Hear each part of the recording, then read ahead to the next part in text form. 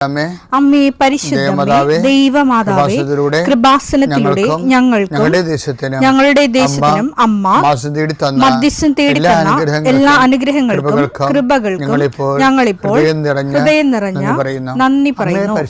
അമ്മേ പരിശുദ്ധമേ ദൈവമാതാവേ 2004 ഡിസംബർ 7 ഉച്ചകഴിഞ്ഞ് 2:30 കൃപാസനത്തിൽ സംഭവിച്ച അമ്മയുടെ പ്രത്യക്ഷപ്പെടലിനെ കുറിച്ച് തിരുസഭ സമർപ്പിച്ചിരിക്കുന്ന പഠനരേഖകളുടെ സഭാത്മകമായ പഠനം ആരംഭിക്കുവാൻ ഞങ്ങൾ പ്രാർത്ഥിക്കുന്നു.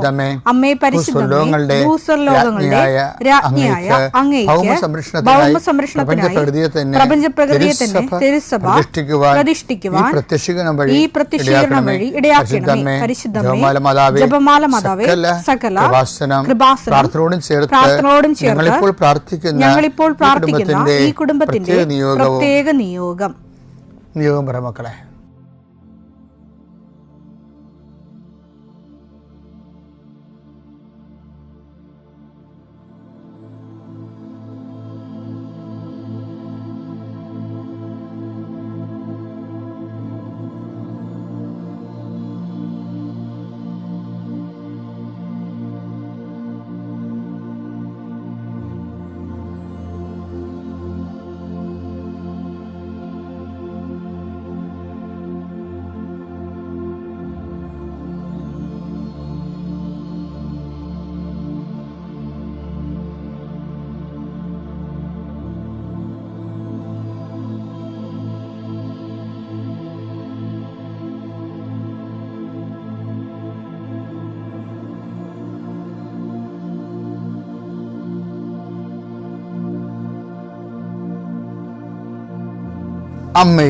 അമ്മയുടെ പ്രത്യക്ഷീകരണത്തിന്റെ ഈ അനുഗ്രഹവേളയിൽ ഞങ്ങൾക്ക് സാധിച്ചു തരുവാൻ കനിയണമേ. ആമേൻ. വിശ്വാസ പ്രമാണം. സർവശക്തനായ പിതാവും ആകാശത്തിന്റെയും ഭൂമിയുടെയും സൃഷ്ടാവുമായ ദൈവത്തിൽ ഞാൻ വിശ്വസിക്കുന്നു. അവിടുത്തെ ഏകപുത്രനും ഞങ്ങളുടെ കർത്താവുമായ ഈശോമിശിഹായിലും ഞാൻ വിശ്വസിക്കുന്നു. ഈ പുത്രൻ പരിശുദ്ധാത്മാവിനാൽ ഗർഭസ്ഥനായി കന്യകാമറിയത്തിൽ നിന്ന് പിറന്ന് പൊന്തിയോസ് പീലാത്തോസിന്റെ കാലത്ത് പീഡകൾ സഹിച്ച് കുരിശിൽ തറയ്ക്കപ്പെട്ട് മരിച്ച് അടക്കപ്പെട്ട് പാതാളങ്ങളിൽ ഇറങ്ങി മരിച്ചവരുടെ ഇടയിൽ നിന്ന് 3-ാം നാൾ ഉയർത്ത് സ്വർഗത്തിലേക്ക് എഴുന്നള്ളി സർവശക്തിയുള്ള പിതാവായ ദൈവത്തിന്റെ വലതുഭാഗത്തിരിക്കുന്നു. അവിടെ നിന്ന് ജീവിക്കുന്നവരെയും മരിച്ചവരെയും വിധിക്കുവാൻ വരുമെന്നും ഞാൻ വിശ്വസിക്കുന്നു. പരിശുദ്ധാത്മാവിലും ഞാൻ വിശ്വസിക്കുന്നു. വിശുദ്ധ കത്തോലിക്കാ സഭയിലും പുണ്യവാന്മാരുടെ ഐക്യത്തിലും പാപങ്ങളുടെ മോചനത്തിലും ശരീരത്തിന്റെ ഉയർപ്പിലും നിത്യമായ ജീവിതത്തിലും ഞാൻ വിശ്വസിക്കുന്നു. ആമേൻ. സുഖസ്ഥനായ ഞങ്ങളുടെ പിതാവേ, അങ്ങയുടെ നാമം പൂജിതമാകണമേ.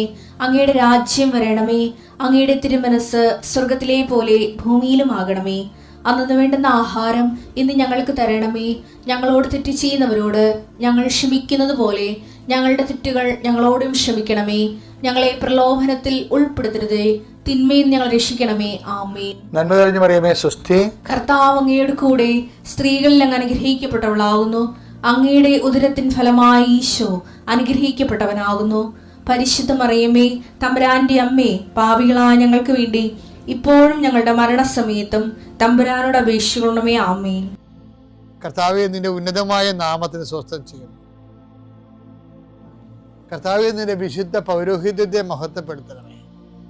40 വർഷം അടിയൻ അങ്ങയുടെ തിരുസന്നിധിയിൽ അർപ്പിച്ച കൃപാന്റെ യുഗതിയാൽ കൃപാസ്ഥാനത്താരെ ജീവനോടെ പ്രത്യക്ഷപ്പെട്ട അമ്മയുടെ പരിശുദ്ധ അമ്മയുടെ മാധ്യസ്ഥത്തിൽ നടന്ന 10,000-കണക്കിന് ആരാധന ശക്തിയാൽ വർഷാവർഷം ഞങ്ങൾ നടത്തിയ ലക്ഷോപലക്ഷം മനുഷ്യർ പങ്കിട്ട് പ്രാർത്ഥിച്ച ജപമാല ശക്തിയുടെ അടിസ്ഥാനത്തിൽ അങ്ങയുടെ മക്കളുടെ കണ്ണുനീര് ഏറ്റെടുക്കണമേ. ഇന്നത്തെ ദിവസത്തിന് മുഴുവൻ വേദനകളെ, മുഴുവൻ ഭാരങ്ങളെ ഏറ്റെടുക്കണമേ എന്ന് പ്രാർത്ഥിക്കുന്നു. രോഗികളെ അങ്ങ് സുഖപ്പെടുത്തണ കർത്താവേ. സുഖം പ്രാപിക്കാൻ നീ ആഗ്രഹിക്കുന്നു എന്ന് ചോദിച്ച കർത്താവേ, അങ്ങയ്ക്ക് മനസ്സുണ്ട് എന്നെ സുഖമാക്കാൻ കഴിയുമെന്ന് പറഞ്ഞ കുഷ്ഠരോഗിയുടെ കൂടെ ഞങ്ങൾ പ്രാർത്ഥിക്കുന്നു. എനിക്ക് മനസ്സുണ്ട്, നീ സൗഖ്യമുള്ളവനാവുകയെന്ന് നീ കുഷ്ഠരോഗിയോട് പറഞ്ഞു. വെള്ളമിളകുമ്പോൾ എന്നെ വെള്ളത്തിലേക്ക് എനിക്ക് ആരുമില്ലെന്ന് ബെത്സയിദയിലെ രോഗി പ്രാർത്ഥിക്കുമ്പോൾ ഞാൻ നിനക്കുണ്ടെന്ന് നീ മറുപടി പറഞ്ഞു. ഞങ്ങളുടെ രോഗങ്ങളാണ് അവൻ ഏറ്റെടുത്തത്. പാപങ്ങൾക്ക് വേണ്ടി അവൻ പരിഹാരം ചെയ്തു എന്നുള്ള ചെയ്ത കർത്താവേ, നിന്റെ പേരാണ് ഞങ്ങളുടെ രക്ഷകൻ എന്നുള്ളത്. നിന്റെ രക്ഷയുടെ വലതുകരം ഈ പ്രാർത്ഥന കൂടുന്ന കുടുംബങ്ങളെ വെക്കണമേ എന്ന് പ്രാർത്ഥിക്കുന്നു.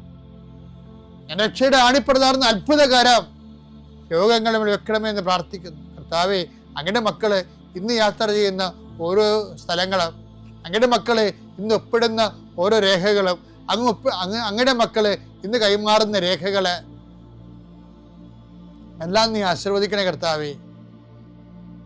ഓരോരോ വിഷയങ്ങൾക്ക് വേണ്ടി അങ്ങയുടെ മക്കൾ വേദനിക്കുന്ന വേദനകള്, വ്യക്തികളുടെ ഭീഷണികള്, ഓരോരോ കാര്യങ്ങള്, ടൈം ബൗണ്ടായിട്ട് നടക്കേണ്ട കാര്യങ്ങള്, രോഗബാധിതരെ, ടെസ്റ്റിന് ഓരോ കാര്യങ്ങൾ കൊടുത്തിരിക്കുന്നവരെ, ബയോപ്സി കൊടുത്തിരിക്കുന്നവരെ, പ്രഗ്നൻ്റ് ആയിട്ടുള്ള ചേച്ചിമാരെ, ആശുപത്രിയിൽ പോകുന്നവരെ, മക്കൾ ആശുപത്രിയിൽ പോകുന്നവരെ, അവർക്കെല്ലാം ശുഭോദർക്കമായ മറുപടികളും റിസൾട്ടും കിട്ടാൻ, രോഗങ്ങളൊന്നുമില്ല, കുഞ്ഞും അമ്മയും സുഖമാണെന്ന് കേൾക്കാൻ കർത്താവേ, ഞങ്ങൾ അങ്ങയുടെ ദിവസം അങ്ങയുടെ നാമത്തിൽ കൊതിച്ച് പ്രാർത്ഥിക്കുന്നു. ദൈവത്തിൻ്റെ കരുണ പ്രസാദിക്കട്ടെ, ദൈവത്തിൻ്റെ കരുണ പ്രസരിക്കട്ടെ. ഉച്ചമുതൽ ഉള്ളംകാലം വരെ കർത്താവിൻ്റെ രക്തം പടരട്ടെ. എല്ലാ കോശങ്ങളിലും പേശികളിലും കർത്താവിൻ്റെ രക്തം പടരട്ടെ. ഇന്ന് കയറുന്ന ഓഫീസുകള്, ഇന്ന് കയറുന്ന എഴുതുന്ന പരീക്ഷകള്, ഇന്ന് വരുന്ന റിസൾട്ടുകള്, ഇന്ന് വരുന്ന ഇമെയിലുകള്, ഇന്ന് വരുന്ന മറുപടികളെല്ലാം കർത്താവ് നിനക്ക് തരുന്ന അനുഗ്രഹമായി മാറട്ടെ പ്രാർത്ഥിക്കുന്നു. ദൈവത്തിലെ നീ സഞ്ചരിക്കുന്ന വഴികള്, നീ സഞ്ചരിക്കുന്ന വാഹനങ്ങള്, നീ സംസാരിക്കുന്ന വ്യക്തികള്, നിനക്ക് കിട്ടുന്ന ഉത്തരങ്ങള്, നീ പ്രതീക്ഷിക്കുന്ന എല്ലാ നന്മകളും നിന്റെ ദൈവം നിനക്ക് പ്രദാനം ചെയ്യട്ടെ. നിത്യപിതാവും പുത്രനും പരിശുദ്ധാത്മാവും സർവ്വസ്വരും നീക്കും. ആമേൻ. എൻ്റെ പ്രിയപ്പെട്ടവരെ, വചനം എപ്പോഴും പരിശുദ്ധാത്മാവിൻ്റെ കൂടെ വായിക്കാൻ പറ്റത്തുള്ളൂ. നമ്മൾ വചനം വായിക്കുന്നുണ്ടെങ്കിൽ നമ്മൾ പലരുടെ കൂടെയാണ് വായിക്കുന്നത്. ഒരാളിൻ്റെ കൂടെ മാത്രമേ നമുക്ക് വചനം വായിക്കാൻ പറ്റത്തുള്ളൂ. അത് എഴുതിയ ആളിൻ്റെ കൂടെ മാത്രമേ വായിക്കാൻ പറ്റത്തുള്ളൂ. കാര്യം എഴുതിയ ആൾ ആ വായിച്ചുകൊണ്ടിരിക്കുന്ന സമയത്ത് തന്നെ ആ ഓൺ ടൈമിൽ ഓൺലൈനിലാണ് നമുക്കത് തർജ്ജമ ചെയ്തു തരുന്നത്. എന്താണ് അത് എഴുതുമ്പോൾ ദൈവം ഉദ്ദേശിക്കണമെന്ന് പരിശുദ്ധാത്മാവ് പറയും. അപ്പം നമ്മൾ കുറേ നാളിങ്ങനെ ദൈവത്തിൻ്റെ വചനങ്ങൾ കേൾക്കാൻ കൊതിച്ചും ആഗ്രഹിച്ചും ദൈവത്തെ സ്നേഹിച്ചും അത് ദൈവത്തിൻ്റെ മഹത്വത്തിന് വേണ്ടി നടപ്പിൽ വരുത്താൻ ഉദ്യമിച്ചൊക്കെ നോക്കുമ്പോൾ നമ്മുടെ ഒരു സത്യസന്ധത ദൈവത്തിന് പിടികിട്ടും. അങ്ങനെ ഒരു സത്യസന്ധത പിടികിട്ടിക്കഴിഞ്ഞാൽ ആണ് നമുക്ക് പരിശുദ്ധാത്മാവിൻ്റെ സഹായത്തിൽ വായിക്കാൻ പറ്റുന്നത്.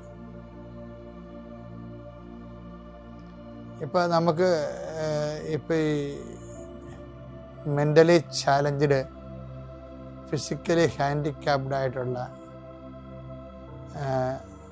കുട്ടികളില്ലേ, അവർക്കൊരു സ്ക്രൈബ് ഉണ്ടാവും. ഗവൺമെൻറ് അനുവദിച്ചു കൊടുക്കുന്നതാണ്. ആ കുട്ടി പറയും, ആ കുട്ടിക്ക് എഴുതാൻ വശമില്ലാത്ത കൊണ്ട് വേറെ വ്യക്തി സ്ക്രൈബ് എന്ന് പറയുന്ന ആൾ എഴുതി കൊടുക്കും. ഇതുപോലെ നമുക്ക് വചന വായനയിൽ നമുക്ക് റീഡർ ഉണ്ടാകണം നല്ലതാണ്. ആ റീഡർ എപ്പോഴും അത് എഴുതിയ ആൾ തന്നെ ആയിരിക്കണം. എന്നാൽ അത് ഓൺലൈനിൽ ഓൺ ടൈമിൽ ദൈവം എന്താണ് അതുകൊണ്ട് ഉദ്ദേശിച്ചതെന്ന് ഇങ്ങനെ പറഞ്ഞുകൊണ്ടിരിക്കും. അത് നമ്മുടെ ബൈബിൾ തിയോളജിയിലൊക്കെ പറയുന്ന സിസിൻ ലൈബൻ പോലെയുള്ള സാഹചര്യാധിഷ്ഠിതമായ പശ്ചാത്തല ബന്ധിയായിട്ടുള്ള അർത്ഥങ്ങൾ കണ്ടെത്തുക അല്ല, മറിച്ച് ആ വിഷയത്തെക്കുറിച്ച് ദൈവം സംസാരിച്ചിരിക്കുന്നത് മനുഷ്യൻ്റെ മനസ്സിനോടും മനുഷ്യരാശിയോടുമായതുകൊണ്ട് തന്നെ അത് ഈ കാലഘട്ടങ്ങളിലുള്ള മനുഷ്യൻ്റെ മനസ്സിനോട് അത് ഇൻട്രാക്ട് ചെയ്യും. ഫലവത്തായിട്ട് പോസിറ്റീവായിട്ട് ഇൻട്രാക്ട് ചെയ്യും. അപ്പോൾ ഇൻട്രാക്ട് ചെയ്യണമെങ്കിൽ ശരിക്കും വായിക്കുന്ന വ്യക്തി അതൊക്കെ ഒരു പൊതുജ്ഞാനം വേണം ബൈബിളിനെ കുറിച്ചും. പിന്നെ കുറച്ച് സ്കിൽഫുൾ നോളജ് ഉണ്ടെങ്കിൽ കുറച്ചുകൂടി നന്നായിരിക്കും. പക്ഷേ സ്കിൽഫുൾ നോളജ് വചനവുമായിട്ട് ഇടപഴകുന്നതിന് നമുക്ക് ആവശ്യമായ സ്കിൽഫുൾ നോളജ് ദൈവത്തോടുള്ള സ്നേഹം തന്നെയായിരിക്കണം. അതാണ് വിഷയം. അല്ലാതെ നല്ല ഡോക്ടർ തീസ് എഴുതുന്നതിന് വേണ്ടിയുള്ള ലക്ഷ്യമായി കഴിഞ്ഞാൽ അതൊന്നും ദൈവിക ലക്ഷ്യമായിരുന്നില്ല. അത് നമ്മൾ എവിടെ എന്തെങ്കിലും ഒരു കണ്ടുപിടിച്ചിട്ടുള്ള ലക്ഷ്യമല്ലേ അത് ഇന്നത്തെ ഒരു അക്കാഡമിക് പർപ്പസാണത്. ദൈവത്തിന് അങ്ങനെ അക്കാഡമിക് പർപ്പസൊന്നും ഇല്ലായിരുന്നു. മനുഷ്യൻ്റെ മനസ്സ് രക്ഷപ്പെടണം, ദൈവമായിട്ട് ജീവിക്കണം എന്നുള്ള ഒരു രക്ഷാകരമായ പർപ്പസാണ് ബൈബിളിലുള്ളത്.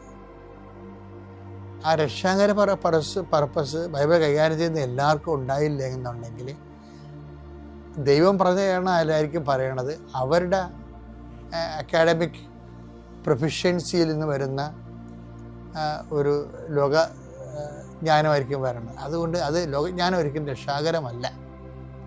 അപ്പം അങ്ങനെ ഒരു വിഷയമുണ്ട്. ശരിയാണ്. ഞാൻ പറഞ്ഞു വരുന്നതിൻ്റെ കാരണം ഇപ്പം കഴിഞ്ഞ ദിവസങ്ങളിൽ ഇപ്പം ഐ ആം ദ ട്രൂത്ത് അങ്ങനെ വചനം ഇല്ല ബൈബിളിൽ. എത്രയോ പ്രാവശ്യം നമ്മൾ കേട്ടിരിക്കണതാണ് ഐ ആം ദ ട്രൂത്ത് എന്ന്. യോഹന്നാൻ 14:6 യേശു പറഞ്ഞു വഴിയും സത്യവും ജീവനും ഞാനാണ്. വഴിയും സത്യവും ജീവനും ഞാനാണ്. അതിൽ ഒരെണ്ണം കർത്താവ് എന്നടുത്ത് എടുത്തു പറഞ്ഞത് സത്യം, ഞാൻ സത്യമാകുന്നു എന്നുള്ളതാണ്. എന്നിട്ട് ഉടനെ പറഞ്ഞു സത്യമായതുകൊണ്ട് തന്നെ എന്നിൽ കള്ളമില്ലെന്ന്. അപ്പം ഞാനത് എൻ്റെ നോട്ട്ബുക്ക് എഴുതി വെച്ചു, എന്നിൽ കള്ളമില്ല എന്ന്. അങ്ങനെ വചനം ബൈബിളിലില്ല. അതിന് പകരം കിടക്കുന്ന വചനം പാരലൽ വഴിയുടെ അതിനേക്കാൾ വലിയ വചനങ്ങളാണ്. എന്നിൽ പാപമില്ലെന്നുള്ളതാണ്. 1 യോഹന്നാൻ 3:5 പാപങ്ങൾ ഏറ്റെടുക്കാൻ വേണ്ടിയാണ് അവൻ പ്രത്യക്ഷനായത് എന്ന് നിങ്ങൾ അറിയുന്നു. അവനിൽ പാപമില്ല. അവന് പാപമില്ല. അതാണ് വിഷയം. അവന് കള്ളമില്ല എന്ന് പറയുന്നതിനേക്കാളും ഷാർപ്പാണ് അവന് പാപമില്ലെന്ന് പറയുന്നത്. അപ്പം ഞാൻ സത്യമാണ്, എന്നിൽ അസത്യമില്ല എന്നതിൻ്റെ അർത്ഥം മനസ്സിലായില്ലേ? സിമ്പിളാ. അതായത് ഞാൻ സത്യമാകുന്നു എന്ന് പറഞ്ഞാൽ അതിൻ്റെ അർത്ഥം എൻ്റെ ഒരർത്ഥം എന്നിൽ അസത്യമില്ലെന്നാണ്. അതിൻ്റെ പ്രായോഗിക അർത്ഥം നിങ്ങൾ അസത്യത്തിലായിരിക്കുമ്പോൾ ന്യായമായിട്ട് കോണ്ടാക്ട് ചെയ്യാൻ പാടായിരിക്കും എന്നുള്ളതാണ്. അതതിൻ്റെ പ്രായോഗിക അർത്ഥം. അതുകൊണ്ടാണ് ആ അർത്ഥത്തിലാണ് ഈശോ നുണയെക്കുറിച്ച് പറയണത്. ഈ യോഹന്നാൻ 8:44 ഇതിൻ്റെ മുഴുവനും ഇതിൻ്റെ ഓപ്പോസിറ്റ് ബ്ലൂ പ്രിൻ്റ് ഉണ്ട്. നിങ്ങൾ നിങ്ങളുടെ പിതാവായ പിശാചിൽ നിന്ന് ഉള്ളവരാണ്. പിശാചിനെ കുറിച്ചാണ് പറയണത്. കള്ളം, നുണയും എന്ന് പറഞ്ഞാൽ ഞാൻ സത്യമാണെന്ന് പറഞ്ഞിട്ട് പിന്നീട് സത്യമല്ലാത്ത വിഷയം ഈശോ കോംപ്രമൈസ് മനുഷ്യനെന്നല്ല പറയണത്. പിന്നെ പറയണത് പിശാചെന്നാണ് പറയണത്. നിങ്ങൾ നിങ്ങളുടെ പിതാവായ പിശാചിൽ നിന്ന് ഉള്ളവരാണ്. നിങ്ങളുടെ പിതാവിന്റെ ഇഷ്ടമനുസരിച്ച് പ്രവർത്തിക്കാൻ നിങ്ങൾ ആഗ്രഹിക്കുന്നു. പിശാചിന്റെ ഇഷ്ടമനുസരിച്ച് പ്രവർത്തിക്കാൻ ആഗ്രഹിക്കുന്നു. അവനാകട്ടെ ആദ്യം മുതൽ കൊലപാതകിയാണ്. അവൻ ഒരിക്കലും സത്യത്തിൽ നിലനിന്നിട്ടില്ല. ഇപ്പൊ ഞാൻ സത്യമാണെന്ന് പറഞ്ഞതിന് ശേഷം അതിന്റെ കൂടെ വായിക്കാൻ പറ്റുന്ന കറക്റ്റ് പാരലൽ വചനം എന്താണ്? അവനൊരിക്കലും സത്യത്തിൽ നിലനിന്നിട്ടില്ല. എന്തെന്നാൽ അവനിൽ സത്യമില്ല. കള്ളം പറയുമ്പോൾ സ്വന്തം സ്വഭാവം അനുസരിച്ച് തന്നെയാണ് അവൻ സംസാരിക്കുന്നത്. കാരണം അവൻ നുണയനും നുണയുടെ പിതാവുമാണ്. എന്താണ് ഒരു പ്രശ്നം വെച്ച് കഴിഞ്ഞാല് നമ്മൾ എന്തുകൊണ്ടാണ് നമുക്ക് ഡയറക്റ്റ് ദൈവാനുഭവം ഇല്ലാത്തതിൻ്റെ കാരണം? നമ്മളെ കാര്യം കാണാൻ വേണ്ടിയെങ്കിലും കള്ളം പറയേണ്ടി വരികയോ ചെയ്യുന്നുണ്ട്. ഇത് കുഞ്ഞുനാൾ മുതലേ നമുക്ക് ട്രെയിനിങ് ഇല്ലാത്ത കാരണം നമ്മളിത് കണ്ടിന്യൂ ചെയ്ത് പോകുന്നുണ്ട്. ഈശോയ്ക്ക് സ്തുതിയായിരിക്കട്ടെ. പരിശുദ്ധ അമ്മ ജീവനോടെ പ്രത്യക്ഷപ്പെട്ട ഈ അൾത്താരയിൽ അയോഗ്യരായ ഞങ്ങളെ പ്രത്യക്ഷീകരണത്തിൻ്റെ സാക്ഷികളാക്കി നിർത്തിയതിന് ദൈവമാതാവിന് നന്ദി പറയുന്നു. എൻ്റെ പേര് ഷൈനി, ഇതെൻ്റെ സഹോദരൻ്റെ ഭാര്യ ഡൈനി. ഞങ്ങൾ കോഴിക്കോട് ജില്ലയിലെ താമരശ്ശേരിയിൽ നിന്ന് വരുന്നു. ഞാൻ ഉടമ്പടി എടുത്തത് 3/9/2022 ഉടമ്പടി എടുക്കാനുണ്ടായ സാഹചര്യം, എന്നോട് ഉടമ്പടിയെക്കുറിച്ച് പറഞ്ഞത് എൻ്റെ കൂടെ വർക്ക് ചെയ്യുന്ന ഒരു അധ്യാപികയായിരുന്നു. ഉടമ്പടിയെക്കുറിച്ച് ഞാൻ ആദ്യം കേട്ടിരുന്നത് കുറച്ച് കാര്യങ്ങൾ നമ്മൾ മാതാവിൻ്റെ മുമ്പിൽ എഴുതി സമർപ്പിക്കുന്ന ഒരു പള്ളി അത്ര മാത്രമേ എനിക്ക് അറിയുണ്ടായിരുന്നുള്ളൂ.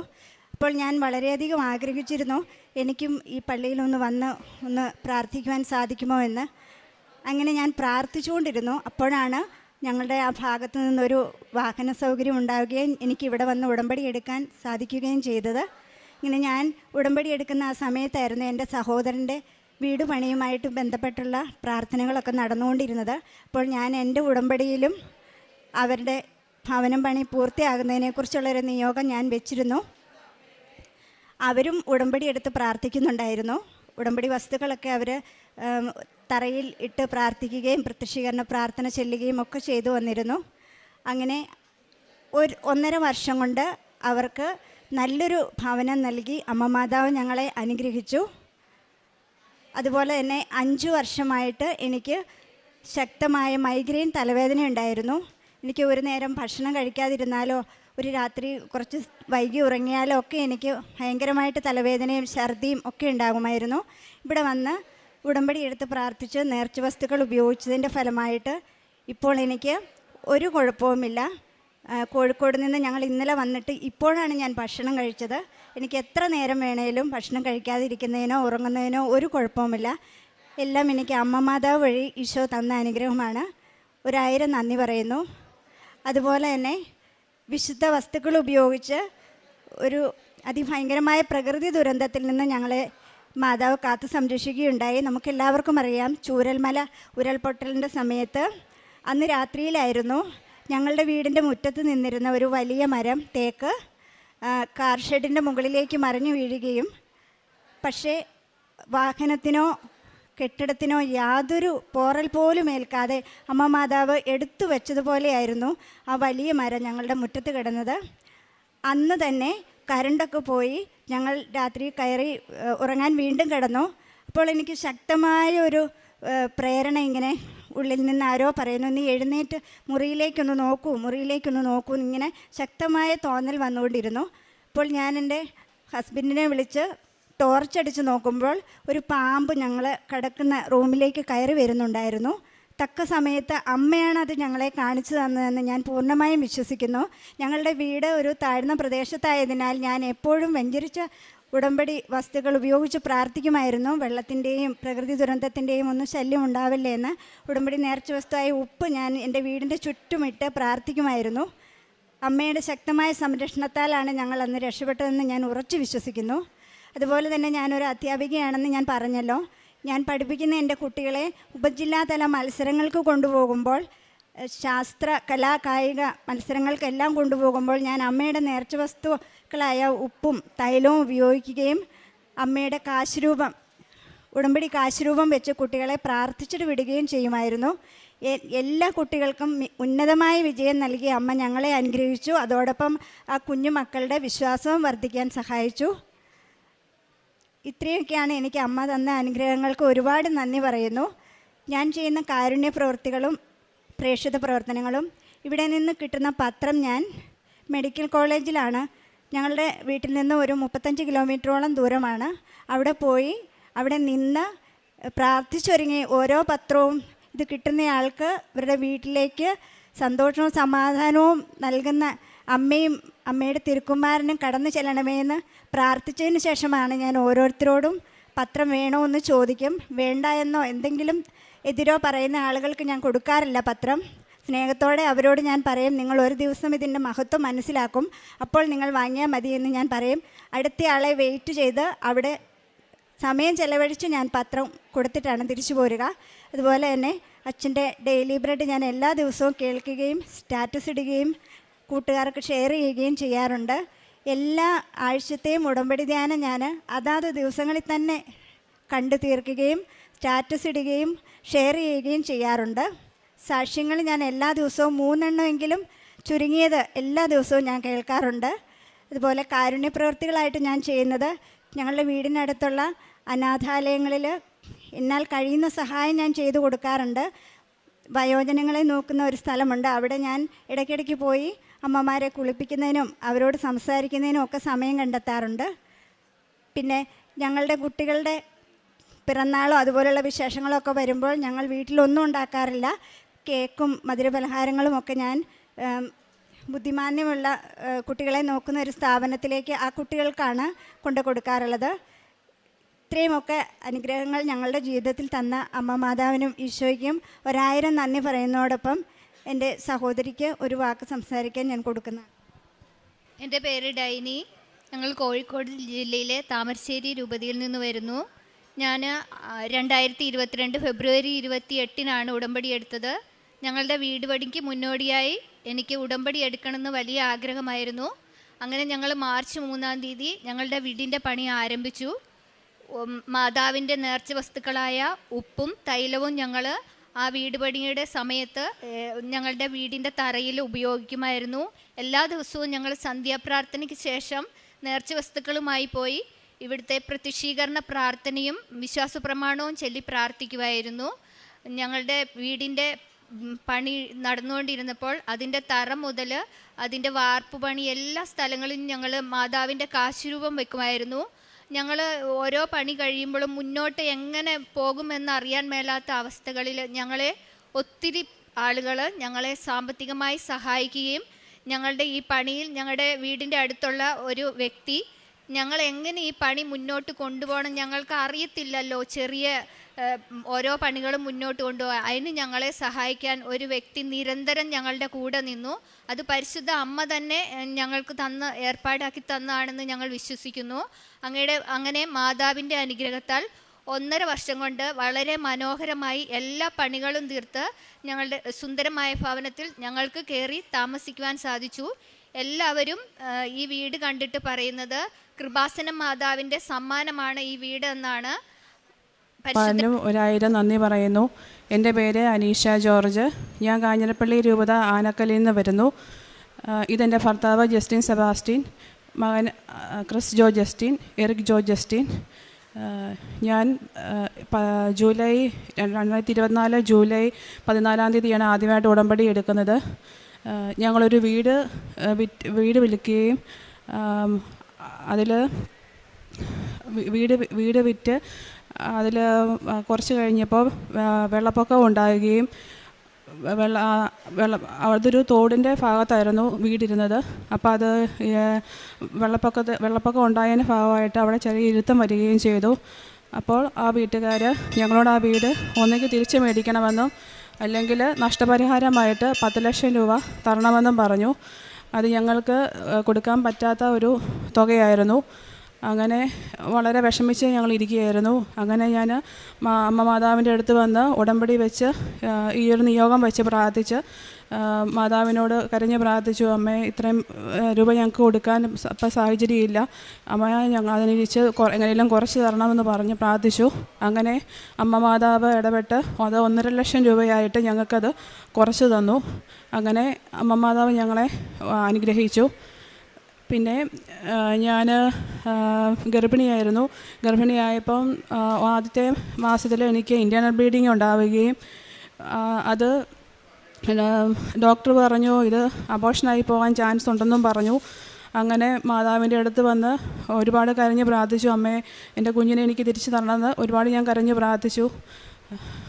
ഉടമ്പടി തൈലം ഞാൻ ഉദരത്തിൽ എന്നും കുരിശ് വരച്ച് പ്രാർത്ഥിക്കുകയും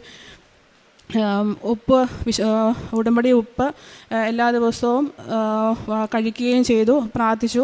വിശ്വാസപ്രമാണം ചൊല്ലിയും കൊന്തയൊല്ലിയൊക്കെ പ്രാർത്ഥിച്ചു. അതിൻ്റെ ഫലമായിട്ട് അമ്മ എനിക്ക് കുഞ്ഞിനും പൂർണ്ണ സൗഖ്യം തന്നു. ഇപ്പം ഞാനിപ്പോൾ 9 മാസം ഗർഭിണിയാണ്. അതിൽ ആരോഗ്യമുള്ള കുഞ്ഞിനെ തന്നെ എൻ്റെ ഉദരത്തിൽ അമ്മ തന്നിട്ടുണ്ട്. അതിന് 1000 നന്ദി ഞാൻ അമ്മയോട് പറയുകയാണ്. പിന്നെ എൻ്റെ വീട്ടിൽ കിണറ്റിൽ വെള്ളമില്ലായിരുന്നു. ഒരുപാട് കിണർ കുത്തി വെള്ളമെല്ലാം കുത്തിയിട്ട് അധികം വെള്ളം നിൽക്കുന്നില്ല, വെള്ളം പെട്ടെന്ന് പറ്റി പോവുമായിരുന്നു. പിന്നെ ഞങ്ങൾ ക്യാഷ് കൊടുത്തായിരുന്നു വെള്ളം വാങ്ങിച്ചുകൊണ്ടിരുന്നത്. അങ്ങനെ എല്ലാവരും പറഞ്ഞു കുഴക്കിണർ കുത്താൻ പറഞ്ഞു. അപ്പം കുഴക്കിണർ കുത്തിയപ്പം 150 അടിയിൽ വെള്ളം കാണുമെന്ന് പറഞ്ഞു. അപ്പം ചേട്ടായി ഇങ്ങനെ എൻ്റെ സഹോദരൻ എന്നോട് പറഞ്ഞു, നീ ഒന്ന് മാതാവിനോട് പറഞ്ഞ് പ്രാർത്ഥിക്കണം, വെള്ളം കിട്ടാൻ പ്രാർത്ഥിക്കണം എന്ന് പറഞ്ഞു. അങ്ങനെ സ്ഥാനം കണ്ടെടുത്ത് മാതാവിൻ്റെ വിശുദ്ധ ഉപ്പും വിതറി ഞങ്ങൾ വിശ്വാസപ്രമാണം ചൊല്ലി മുട്ടുകുത്തി പ്രാർത്ഥിച്ചു. അത് കഴിഞ്ഞിട്ട് പിറ്റേ ദിവസം രാവിലെ കിണർ കുത്താൻ തുടങ്ങി. കിണർ കുത്തി 150 അടി കഴിഞ്ഞു, 490 അടിയായി, എന്നിട്ടും വെള്ളം കാണുന്നില്ല. അപ്പോൾ അവർ പറഞ്ഞു ഇനി 500 അടിയേ അവർ കുത്തത്തുള്ളൂ, അതിൽ കൂടുതൽ അവർ കുത്തിയില്ലെന്ന് പറഞ്ഞു. അപ്പം ചേട്ടായി വിഷമിച്ച് എന്നെ വിളിച്ചു, എടി ഇങ്ങനെ വെള്ളം കിട്ടുന്നില്ല, എന്നാ ചെയ്യും? അപ്പം ഞാനിങ്ങനെ മാതാവിനോട് പ്രാർത്ഥിക്കുമ്പോഴൊക്കെ വെള്ളം ഇങ്ങനെ ഓളം തള്ളുന്ന പോലെയൊക്കെ കാണുന്നുണ്ട്. അപ്പം ഞാൻ പറഞ്ഞു, ചേട്ടായിയോട് പറഞ്ഞു, അമ്മ മാതാവ് നമുക്ക് വെള്ളം തരും, മാതാവിൻ്റെ വിശുദ്ധ ഉപ്പല്ലേ നമ്മൾ ഇട്ടിരിക്കുന്നത്, അപ്പം വെള്ളം വരുമെന്ന് പറഞ്ഞു. അങ്ങനെ 498 അടിയായപ്പോഴത്തേക്കും വെള്ളം കാണാൻ തുടങ്ങി. പിന്നെ ഞാൻ ചേട്ടായിയോട് പറഞ്ഞു, മാതാവിൻ്റെ ഉപ്പും കാശുരൂപവും അവിടെ ഇടണം, അതിൻ്റെ അകത്തോട്ട് ഇട്ട് വിശ്വാസപ്രമാണം ചൊല്ലി പ്രാർത്ഥിക്കണം. അപ്പം 500 അടി കഴിഞ്ഞപ്പോഴത്തേക്കും നന്നായിട്ട് വെള്ളം വരാൻ തുടങ്ങി. ഇപ്പം ധാരാളം വെള്ളം നൽകി അമ്മ ഞങ്ങളെ അനുഗ്രഹിച്ചു. പിന്നെ എനിക്ക് ഒരുപാട് സുഗന്ധാഭിഷേകവും തിരിയിൽ അമ്മ മാതാവിൻ്റെ രൂപവും എല്ലാം അമ്മ മാതാവ് കൂടെയുണ്ടെന്ന് തെളിയിച്ച് തന്നു. അങ്ങനെ ഒരുപാട് രോഗസൗഖ്യങ്ങളും എല്ലാം അമ്മ മാതാവ് ഞങ്ങൾക്ക് തരുന്നുണ്ട്. പിന്നെ കൂടുതൽ വിശ്വാസത്തിൽ ആഴപ്പെടാൻ സാധിച്ചു. ഉടമ്പടി എടുത്തു കഴിഞ്ഞാൽ പിന്നെ വിശുദ്ധ കുർബാനയിൽ സജീവമായി പ്രാർത്ഥിക്കാനും എല്ലാം ഞങ്ങൾക്കിപ്പോൾ സാധിക്കുന്നുണ്ട്. പ്രേക്ഷിത പ്രവർത്തനമായിട്ട് ഞങ്ങൾ പൊതിച്ചോറ് കൊടുക്കും.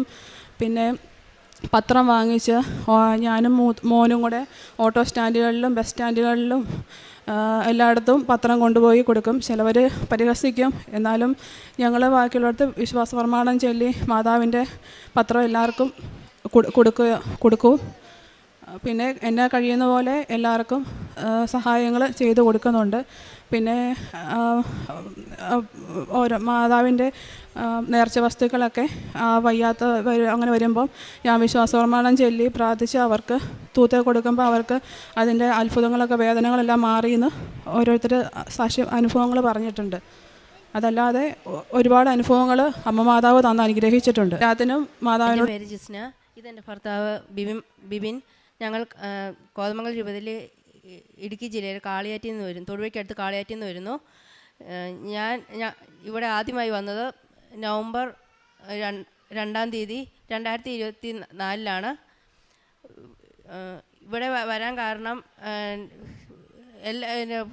ഫോണിനകത്തൊക്കെ എന്നും ഈ പിന്നെ അച്ഛൻ്റെ ഡെയിലി ബ്രെഡും ചൊവ്വാഴ്ച ധ്യാനങ്ങളെല്ലാം കാണുമായിരുന്നു. അന്നേരം ഞാൻ പറഞ്ഞു, നീച്ചാന് നടുവിന് വേദനയാണ്, എന്നും ഡിസ്ക് ബൾജായിട്ട് എന്നും ആശുപത്രി പോകാൻ മാത്രം നേരമുള്ളൂ, ശരീരം കോടിപ്പോകുന്ന അവസ്ഥയായിരുന്നു, ഇടത് കാലം തളർന്നു പോയി. അതുകൊണ്ട് നമുക്ക് കൃപാസന മാതാവിനെ ഒന്ന് പോയി കണ്ട് പ്രാർത്ഥിച്ചിട്ട് വരാമെന്ന് പറഞ്ഞ് പോയി. ഇവിടെ വന്നപ്പോൾ വലിയ തിരക്ക്, ഉടമ്പടി എടുക്കാൻ പറ്റുമോ എന്നറിയത്തില്ല, എടുത്താൽ ഞങ്ങളെ കൊണ്ട് അത് പൂർത്തിയാക്കാൻ സാധിക്കുമോ എന്നറിയത്തില്ല. അതുകൊണ്ട് ഞങ്ങൾ ഉടമ്പടി എടുക്കാൻ തിരിച്ചു പോയി. നവംബർ പിന്നെയും ആ വേദന കൂടുമല്ലാതെ കുറഞ്ഞില്ല. ഫെബ്രുവരി 1 തീയതി തിരികെ വന്ന് ഞങ്ങൾ ഉടമ്പടി എടുത്തു. വീണ്ടും ആശുപത്രി പോയി. ഉടമ്പടി ജീവിക്കാൻ തുടങ്ങിയ പിന്നെ ആ വേദന കുറയുകയും താഴ്ന്നു പോകാൻ തുടങ്ങിയ കാല് നന്നായിട്ട് പിന്നെ നൂർന്ന് നിൽക്കാനും എല്ലാ ജോലി ചെയ്യാനും സാധിക്കാൻ തുടങ്ങി. മാതാവിൻ്റെ കൃപയാൽ ഇപ്പോൾ സകല ജോലിയും ചെയ്യുന്നുണ്ട്. മരുന്നുകൾ കൊണ്ടൊന്നും മാറാതെ ഇരുന്നത് പിന്നെ മാതാവിൻ്റെ കൃപയാൽ മാറിക്കിട്ടി. എൻ്റെ രണ്ടാമത്തെ സാക്ഷ്യം, ഞങ്ങളുടെ 4ാമത്തെ കുഞ്ഞ്, 3ാമത്തെ പ്രസവത്തിൽ 4ാമത്തെ കുഞ്ഞ്, മൂത്തവർ 2 ട്വിൻസാണ്. അതുകൊണ്ട് 4ാമത്തെ കുഞ്ഞാണ്. അവന് ഉടമ്പടി എടുത്തു കഴിഞ്ഞാണ് ഞങ്ങൾ അറിയുന്നത് ഒരു കുഞ്ഞുണ്ട് എന്ന്. അവൻ 5ാം മാസമായപ്പോൾ കിഡ്നിക്ക് വീക്കമാണെന്ന് 5ാം മാസം സ്കാനിങ്ങിൽ അറിഞ്ഞു. അന്നേരം തൊട്ട് വലിയ ടെൻഷനായി, ഇനി എങ്ങനെയാവും കാര്യങ്ങൾ, കുഞ്ഞിന് വലിയ വൈകല്യം വരുമോ എന്ന പേടിയായിരുന്നു. അതുകൊണ്ട് പിന്നെ ഞങ്ങൾ മാതാവിനോട് മുറുകെ പ്രാർത്ഥിച്ചു, അവനൊരു കുഴപ്പം വരാതിരിക്കുവാണെങ്കിൽ ഇവിടെ കൊണ്ടുവന്ന് മാതാവിന് മുമ്പിൽ കിടത്തിക്കോളാം എന്ന്. 7ാം മാസം സ്കാനിങ്ങിലും 7ാം മാസം സ്കാനിങ് ആയപ്പം കിഡ്നിയുടെ വീക്കം കുറഞ്ഞതായിട്ടും 9-ാം മാസം സ്കാനിങ്ങിൽ അത് പൂർണ്ണമായി മാറിയതായിട്ടും പറഞ്ഞു. അവൻ ജനിച്ചു കഴിഞ്ഞപ്പോൾ അവൻ്റെ വയറേൽ ഒരു കരിനീല കളറിൽ തടുപ്പ് വന്നു. അതിൻ്റെ വേരുകൾ ഉള്ളിലോട്ട് ആഴത്തിലുണ്ട്, അത് സൂക്ഷിക്കണം എന്ന് പറഞ്ഞു. അത് പിന്നെ പീഡിയാട്രിക് സർജനെ കൊണ്ട് എവിടെയാണെങ്കിലും കാണിക്കണം, മെഡിക്കൽ കോളേജിൽ കൊണ്ട് കാണിക്കണം എന്ന് പറഞ്ഞു. അവൻ്റെ കരച്ചിലാണെങ്കിൽ ഒരു വ്യത്യാസം വന്നതുകൊണ്ട് എക്കോ എടുത്ത് നോക്കിയപ്പോൾ ഹൃദയത്തിൻ്റെ 2 അറകളിൽ 2 ഹോള്, ഒരെണ്ണം ഇത്തിരി ചെറുതും ഒരെണ്ണം 2.5 ഉണ്ട്, അതുകൊണ്ട് അത് അടയാൻ ചാൻസ് കുറവാണ് എന്ന് പറഞ്ഞു. 3 ആഴ്ചയ്ക്ക് ശേഷം അന്നേരം തൊട്ട് ഞങ്ങൾ മാതാവിനോട് പറഞ്ഞു, മാതാവേ വീണ്ടും പരീക്ഷിക്കുകയാണല്ലോ എന്ന് പറഞ്ഞു. എന്നിട്ട് കുഞ്ഞിൻ്റെ വയറേലും നെഞ്ചത്തും മാതാവിൻ്റെ ഉടമ്പടി തൈലം തേക്കുകയും നെറ്റിയിലെല്ലാം ഉടമ്പടി ഉപ്പ് തേക്കുകയും ചെയ്ത് ഞങ്ങൾ പ്രാർത്ഥിച്ചു. 3 ആഴ്ചയ്ക്ക് ശേഷം ഞങ്ങൾ കോട്ടയം മെഡിക്കൽ കോളേജിൽ പിള്ളേരുടെ ഓഗസ്റ്റ് 15-ാം തീയതി പിള്ളേരുടെ മെഡിക്കൽ കോളേജിൽ ചെന്നു. അവിടെ ചെന്ന് പീഡിയാട്രിക് സർജനെ കാണിച്ചു കഴിഞ്ഞപ്പം സർജൻ പറഞ്ഞു, വയറിലുള്ള തടുപ്പ് ഒരു തൊലിയുടെ അകമേയുള്ള ഒരു ചെറിയ തടുപ്പ് മാത്രമാണ്, അത് സ്കിന്നിൻ്റെ കളറായിട്ട് മാറിക്കോളും, അത് യാതൊരു കുഴപ്പവുമില്ല എന്ന് പറഞ്ഞു. പിറ്റേന്ന് ആഗസ്റ്റ് 16-ാം തീയതി മെഡിക്കൽ കോളേജ് കൊണ്ട് പീഡിയാട്രിക് കാർഡിയോളജിസ്റ്റിനെ കൊണ്ട് കുഞ്ഞിനെ കാണിച്ചു കഴിഞ്ഞപ്പോൾ ഹൃദയത്തിൽ ഒരു അറയിലെ ചെറിയ ഹോള് അടഞ്ഞു പോയതായിട്ടും ഇനി 2.5 അടയാൻ ചാൻസ് കുറവാണ്, അത് ഫോളോ അപ്പ് ചെയ്താൽ മതി എന്ന് പറഞ്ഞു. മരുന്നുകളൊന്നും തന്നില്ല. ഞങ്ങൾ ചോദിച്ചു, മരുന്ന് എന്തെങ്കിലും ഉണ്ടോ? ഇല്ല, അത് 18 വയസ്സ് കഴിയുമ്പോൾ ഒന്നെങ്കിൽ ഓപ്പറേഷൻ ചെയ്യുക അല്ലെങ്കിൽ മരുന്ന് കൊടുക്കുക, അങ്ങനെ പറ്റുള്ളൂ എന്ന് പറഞ്ഞു. പിന്നെയും ഞങ്ങൾ പ്രാർത്ഥിച്ചു. നവംബർ 15-ാം തീയതി ഞങ്ങൾ വീണ്ടും മെഡിക്കൽ കോളേജിൽ ചെന്ന് കുഞ്ഞിനെ കാണിച്ചു കഴിഞ്ഞപ്പോൾ ആ 2.5 ഉണ്ടായിരുന്ന ആ ഹോള് പോലും മാതാവ് അടച്ചു കളഞ്ഞായിട്ട് കാണിച്ചു. പറഞ്ഞു ഇത് സാധ്യതയില്ലാത്തതായിരുന്നു എന്നാണ് ഡോക്ടറും പറഞ്ഞത്.